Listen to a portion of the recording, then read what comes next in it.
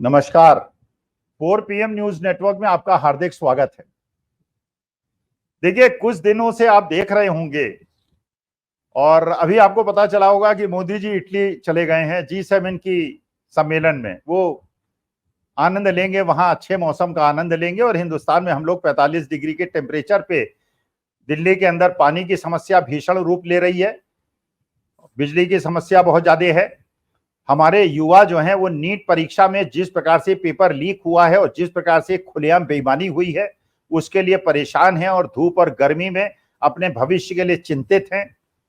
जिस प्रकार से जम्मू एंड कश्मीर के अंदर आतंकवादी घटनाएं पिछले 72 घंटे में हुई हैं, इससे निश्चिंत होकर देश की जनता को कोई जवाब देना उचित न समझते हुए माननीय मोदी जी इटली घूमने चले गए। अब जब मैं कहूंगा घूमने चले गए हैं तो भक्तगण कहेंगे नहीं, घूमने नहीं गए, G7 के सम्मेलन में गए। अरे बताइए, G7 का सम्मेलन ज्यादा महत्वपूर्ण है जब देश के अंदर इतनी सारी समस्याएं हैं, देश के युवा परेशान हैं, हमारे देश के जवानों के ऊपर अटैक्स हो रहे हैं हमलावरों द्वारा। और आपने तो कहा था कि नोटबंदी में आपने जो हमलावर हैं और आतंकवादी हैं उनकी पीठ तोड़ दी है, तो उसके बाद आप नीट परीक्षा में पेपर लीक होने के बाद और सारी चीजें होने के बाद G7 ज्यादा इंपॉर्टेंट है, देश के ज्यादा, हमारे देश की जो समस्याएं हैं वो ज्यादा इंपॉर्टेंट है। इसके बाद एक और चीज आपने देखी होगी कि पिछले 15 दिन के अंदर आरएसएस प्रमुख ने पहले मोहन भागवत जी ने एक स्टेटमेंट दिया और इस स्टेटमेंट की जबकि बहुत ज्यादा आवश्यकता नहीं थी, जिस जगह वो सम्मेलन को संबोधित कर रहे थे उसमें इसकी बहुत ज्यादा औचित्य नहीं था। उन्होंने एक तरह से इनडायरेक्टली डायरेक्टली मोदी जी प्रधान सेवक हिंदुस्तान के प्रधानमंत्री के ऊपर आरोप लगाए। उन्होंने कहा कि जो प्रधान सेवक होता है उसका इस प्रकार का व्यवहार नहीं होता, उसको सबको साथ लेके चलना चाहिए। उन्होंने यह भी कहा कि मणिपुर में जिस तरह की घटनाएं 1 साल तक चली और देश के अंदर, एक प्रदेश के अंदर गृह युद्ध की स्थिति पैदा हो गई, प्रधान सेवक को उसमें इस प्रकार का व्यवहार नहीं करना चाहिए था। अब मोहन भागवत वो संस्था के प्रमुख हैं, आरएसएस के प्रमुख हैं, जो कि बीजेपी की मात्र संस्था है। अच्छा, उसके बाद उनके मुखपत्र में एक लेख आया, मुखपत्र के लेख में भी इसी प्रकार के संबोधन किए गए और यह बताया गया कि बीजेपी की सरकार और जो मोदी जी की सरकार है, बेसिकली इसका जो व्यवहार रहा है ये निंदनीय है और इस प्रकार का व्यवहार नहीं होना चाहिए। यह भी एक प्रश्न है कि ये मोदी 3.0 जैसे गोदी मीडिया दिखा रहा है, ये मोदी 3.0 कहां है भाई? ये तो बीजेपी की भी सरकार नहीं है, ये मोदी की सरकार तो छोड़िए, ये सरकार तो एनडीए की सरकार है जो बैसाखियों पे टिकी हुई है, जो कि चंद्रबाबू नायडू के कंधे पे सवार है, ये जो नीतीश कुमार के कंधे पे सवार है, जिसमें कि वाईएसआर कांग्रेस के लोगों का भी हाथ है, एकनाथ शिंदे का भी हाथ है, अजीत पवार का भी हाथ है। इसमें तो बहुत सारे ऐसे दल हैं जो कि कभी भी बीजेपी का साथ छोड़ सकते हैं, क्योंकि उन्होंने अपने चुनाव चिन्ह पे इलेक्शन लड़ा है, तो जो एक एंटी डिफेक्शन लॉ है वो तो उनके ऊपर साबित नहीं होता। और जिस प्रकार से अपोजिशन ने उत्तर प्रदेश, जो बड़े बड़े राज्य हैं, हिंदुस्तान के सबसे बड़े राज्य हैं, उत्तर प्रदेश है, वेस्ट बंगाल है, तमिलनाडु है, महाराष्ट्र है, वहां पे जिस प्रकार से बीजेपी को पछाड़ा है, समाजवादी पार्टी ने, कांग्रेस ने मिलकर जैसे उत्तर प्रदेश में पछाड़ा है, महाराष्ट्र के अंदर जैसे उद्धव ठाकरे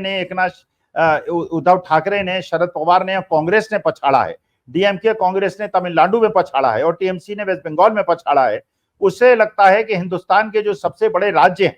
और जब सबसे पैसे वाले राज्य हैं, चाहे वो महाराष्ट्र हो, चाहे वो तेलंगाना हो, चाहे वो आंध्र प्रदेश हो, चाहे वो तमिलनाडु हो, वो सारे के सारे अपोजिशन के पास होने की संभावना है जब महाराष्ट्र के विधानसभा चुनाव होंगे। तो इसके बाद अब इंद्रेश जी ने एक और स्टेटमेंट दे दिया।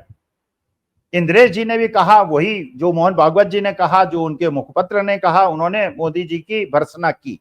अच्छा, ये नहीं समझ में आ रहा है कि मोदी जी प्रधानमंत्री बन कैसे गए? जब चुनाव के रिजल्ट्स आए, उन्होंने एनडीए के जो सहयोगी थे उनको बुलाया, उनसे समर्थन पत्र ले लिया, लेकिन जो बेसिक इशू था वो था कि बीजेपी संसदीय दल की बैठक में क्या ये निर्णय लिया गया है कि बीजेपी संसदीय दल के नेता माननीय मोदी जी हैं? ये तो अभी तक निर्णय लिया नहीं, अभी तक तो कोई बैठक हुई नहीं। तो बीजेपी के नेता तो मोदी जी को चुना नहीं, लेकिन एनडीए ने नेता चुन लिया और वो प्रधानमंत्री भी बन गए, शपथ भी ले लिया और विदेश भी घूमने चले गए। अच्छा, अब प्रश्न ये उठता है कि ये जो आरएसएस के लोगों ने ये जो स्टेटमेंट दिया है, इसका मतलब क्या है? अब इसमें 2 प्रकार के विश्लेषण आ रहे हैं। पहला विश्लेषण ये कह रहे हैं लोग कि आरएसएस ने और उनके मुखपत्र ने और बाकी लोगों ने एक प्रकार से अपोजिशन को स्पेस का स्पेस लेने का प्रयास किया है, जिससे कि ये कहा जाए कि देखिए आरएसएस जो संस्था है वो बीजेपी के भी जो कुकृत्य हैं, उनके जो अच्छे निर्णय नहीं है, उनका भी विरोध करने का सामर्थ्य रखती है और खुल के बात करती है और देश हित में और राष्ट्र हित में बात करती है। एक तो मत ये है। दूसरा मत ये कहता है कि क्या जो आरएसएस है या जो मोहन भागवत हैं या उनका जो मुखपत्र है, ये पिछले 10 साल से सोया हुआ था? क्या ये देश के अंदर जो घटने वाली घटनाएं हैं उनको नहीं देख रहा था? क्या वो ये नहीं देख रहा था कि देश के अंदर जो गरीब है वो गरीब होता चला जा रहा है, अमीर जो है अमीर होता चला जा रहा है, शेयर मार्केट को दौड़ाया जा रहा है, करोड़पति अरबपति बन रहे हैं और गरीब जो है वो लो पॉवर्टी लाइन जा रहा है? क्या मोहन भागवत जी और आरएसएस ये नहीं देख रहा था कि जिस प्रकार के निर्णय नोटबंदी में लिए गए, जिस प्रकार के तालाबंदी की गई, जिस प्रकार की जीएसटी लगाई गई, जिस प्रकार से जीएसटी को बढ़ाया गया, जिस प्रकार से कॉर्पोरेट टैक्स को घटाया गया, उसके माध्यम से क्या आरएसएस ने ये नहीं देखा कि देश की गरीब जनता पे तो बोझा बढ़ता चला जा रहा है, अमीरों के बोझे को कम किया जा रहा है, अमीरों को अमीर बनाया जा रहा है और गरीबों को गरीब बनाया जा रहा है? क्या मोहन भागवत जी आरएसएस वालों ने ये नहीं देखा कि कॉर्पोरेट टैक्स को कम करके आप शेयर मार्केट को तो बूस्ट कर रहे हैं, बड़े बड़े पूंजीपतियों के ऋणों को तो आप माफ कर रहे हैं, लेकिन जब छोटे लोगों को कुछ धन लाभ देने की बात आती है या उनके ऋण माफ करने की बात आती है या किसानों के ऋण माफ करने की बात आती है या एमएसपी की गारंटी की बात आती है, तो आपको दूसरी तरह का अर्थशास्त्र नजर आता है। इसका मतलब क्या देश की गरीब जनता को कुछ लाभ देना को आप रेवड़ी समझते हैं और देश के पूंजीपतियों को अरबों करोड़ों रुपए का लाभ देने को आप अर्थशास्त्र के विरुद्ध नहीं समझते? क्या ये मोहन भागवत जी ने आरएसएस ने पिछले 10 साल के अंदर नहीं देखा था? क्या मोहन भागवत जी ने आरएसएस ने पिछले 10 साल के अंदर ये नहीं देखा था कि देश की जनता ने जिसने भी प्रश्न उठाया उसको जिस प्रकार से भारतीय जनता पार्टी की नहीं बल्कि मोदी जी की सरकार ने कुचला, जिस प्रकार से 13 महीने देश के किसानों को दिल्ली की सीमाओं पे आने से रोका गया, कीलें गाड़ी गई, बोल्डर्स लगाए गए और 13 महीने तक वो पड़े रहे और बिना सोचे समझे 3 कृषि कानून लाए गए और उसे बेशर्मी से उस पर अडिग रहे और 13 महीने बाद किसानों को परेशान करने के बाद 700 किसानों की शहादत लेने के बाद उन तीनों किसानों के कानून को वापस ले लिया गया, मोटर व्हीकल एक्ट लाया गया और उसके बाद बिना सोचे समझे मोटर व्हीकल एक्ट लाया गया और जब ड्राइवर्स ने स्ट्राइक की 2 दिन तक पहिया बिल्कुल रोक दिया तो उसके बाद उस कानून को रोक दिया गया। इसका मतलब बिना सोचे समझे आप कानून को लाते हैं। जब पंजाब के किसान जो है दिल्ली आना चाहते थे, जो उनका लोकतांत्रिक संवैधानिक अधिकार था, तो हरियाणा की पुलिस ने पंजाब की सीमाओं के अंदर घुस के बोल्डर्स लगा दिए, वहां कीले गाड़ दी, वहां पे अश्रु गैस के गोले छोड़े, वहां ड्रोन के माध्यम से अश्रु गैस की इसे बौछारें की जैसा पाकिस्तान और चीन के बॉर्डर पे नहीं करते, बच्चों की आंखें फूटी, एक किसान की बच्चे की मौत हो गई। तो इस प्रकार का अनाचार अत्याचार जब हो रहा था तो आरएसएस ने ये बातें क्यों नहीं सोची? ये मोहन भागवत जी ने ये बातें क्यों नहीं सोची? उन्होंने क्यों नहीं सोचा 3 दिन के अंदर? जैसे आपने देखा कि 4 जून को जब हिंदुस्तान के चुनावों का निष्कर्ष निकाला जा रहा था, उस समय नीट की परीक्षा में जो लाखों बच्चों का भविष्य टिका हुआ था, मेरे देश के युवाओं ने अपने 4-4 साल बिता दिए, 10-10 12-12 घंटे पढ़ के नीट की परीक्षाओं में और जिस प्रकार से पेपर में बेईमानी हुई, जिसके स्पष्ट प्रमाण मिल रहे हैं कि वो बच्चे जिन्होंने इंटरमीडिएट की परीक्षा पास करने में जिन्हें मुश्किल हुई, उन्होंने नीट की परीक्षा में टॉप किया। ये देखा गया कि कुछ बच्चों को ग्रेस मार्क्स दे दिए गए, ये देखा गया कि बिहार के बच्चों ने गुजरात में जाके एग्जाम दिया गया, ये पता चला कि कुछ लोगों ने पेपर को लीक करा के बच्चों को रात भर बैठ के प्रश्नों का जवाब रटाया गया और बच्चों ने 100% उसमें मार्क्स स्कोर किए। तो क्या ये बच्चों के ऊपर एक प्रकार का अत्याचार नहीं था कि जिन बच्चों ने मेहनत की उनका सिलेक्शन नहीं हुआ और जिन्होंने पैसे खर्च किए, तो क्या चुनावी बॉन्ड से भारतीय जनता पार्टी को जो पैसों का स्रोत लाखों करोड़ों का न मिला था, वो स्रोत क्योंकि सुप्रीम कोर्ट ने बंद कर दिया, इसलिए नीट परीक्षा के माध्यम से बच्चों के साथ अन्याय किया गया और हजारों करोड़ों रुपए उनके दलालों ने इकट्ठे किए। तो असली मुद्दा यह है कि जब देश इन समस्याओं से जूझ रहा है, जब जम्मू एंड कश्मीर के अंदर 72 घंटे में आपने 3-4 आतंकवादी घटनाएं घटती हुई देखी हैं, हमारे वीर जवानों को घायल होते हुए देखा है, शहीद होते हुए देखा है और बड़े गर्व से भारतीय जनता पार्टी कहती है कि हमने सुशासन दिया है, हमने देश की जो सीमाएं हैं उनको सुरक्षित कर दिया है, आतंकवादी घटनाएं घट गई हैं। पत्थर चलने बंद हो गए हैं। लेकिन पत्थर चलने तो बंद हो गए, लेकिन आपके देश की सेनाओं के जवानों के ऊपर गोलियां चल रही हैं, उनकी शहादतें हो रही हैं। आज तक हमें नहीं पता चला, 5 साल, 5.5 साल, 6 साल हो गया है कि पुलवामा के अंदर जो आरडीएक्स आया था, वो आरडीएक्स कैसे आया था, कौन लाया था, किस प्रकार से आया था, किस प्रकार से दुर्घटना घटी। जो सतपाल मलिक जो वहां के गवर्नर थे, उन्होंने कहा कि वो जीप कई दिनों तक वहां से घूम रही थी, उसको इंटरसेप्ट नहीं किया गया। तो क्या ये देश की जिम्मेदारी नहीं थी कि ये पता चलाया जाए कि वो आरडीएक्स कैसे आया, हमारे देश के जवानों की शहादत कैसे हुई, हमारी जो जो जवानों की पत्नियां हैं वो विधवा कैसे हुई, उनके बच्चे जो है वो पिता विहीन कैसे हो गए।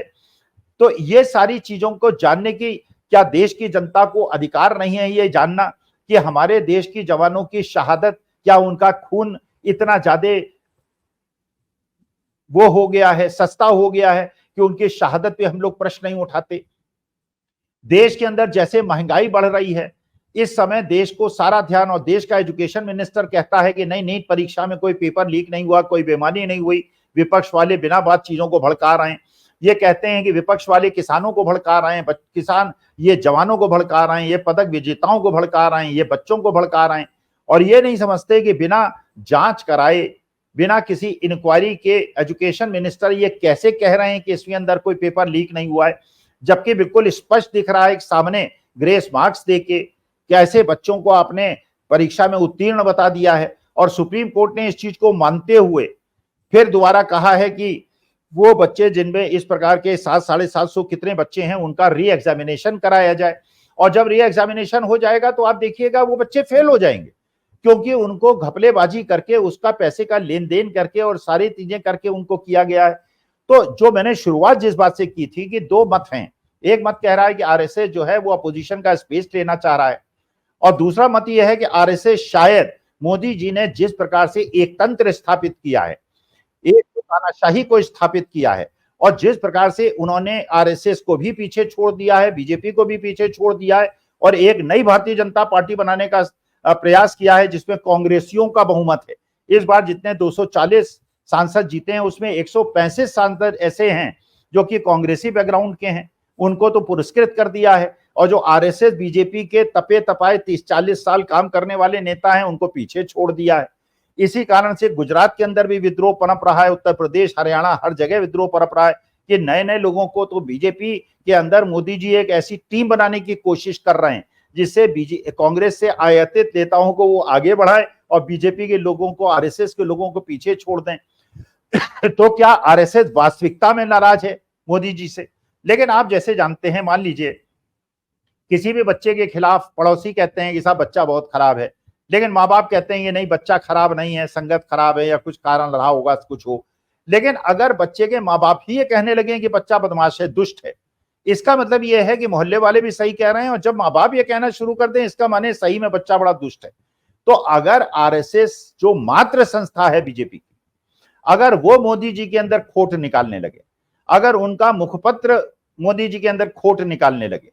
अगर आरएसएस को ये महसूस होने लगे, और जेपी नड्डा ने जिस प्रकार से आरएसएस का अपमान किया, इलेक्शन जब चल रहा था उस समय कहा कि अब हम इतनी मजबूत संस्था हो गए हैं कि हमको आरएसएस की आवश्यकता नहीं है, और अटल जी के जमाने में आरएसएस की आवश्यकता थी, अब आरएसएस की आवश्यकता नहीं है। तो क्या आरएसएस वास्तविकता में यह समझ गया है कि देश की राजनीति के लिए, देश की सामाजिक संरचना के लिए, देश के भविष्य के लिए हमें मोदी जी की वाली बीजेपी से दूर हो जाना आवश्यक है, और मोदी जी की जो असफलताएं हैं उसको सामने लाने की आवश्यकता है, क्योंकि इनका तो राजनीतिक लोग हैं, कल इनकी सरकार गिर जाएगी। आरएसएस तो 99 साल से चल रही है, अगले साल 100 साल पूरे हो जाएंगे, आगे भी उसको अपना भविष्य देखना है, तो इसलिए उन्होंने मोदी जी से अपना पीछा छुड़वा लिया है।